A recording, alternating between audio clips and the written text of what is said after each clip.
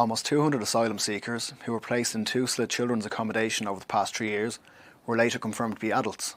New figures show that the number of migrants who were referred to the Child and Family Agency as minors, but were later deemed ineligible due to their age, has more than doubled since 2023. The figures were revealed to Sinn Féin TD Matt Carthy, who is now calling for a more robust system to be put in place to protect children, while work is ongoing on a bill to overhaul how age assessments are carried out within the international protection system. It follows last month's revelation that the suspect charged with the murder of 17-year-old Ukrainian teen Vadim Davydenko, who was living in a Tusla facility for separated minors, is now believed to be an adult. Tusla told the Sinn Féin TD that 192 applicants, referred to them as children, were later confirmed to be adults. In 2023 the figure was 39, rising to 67 last year, with 86 cases confirmed so far this year.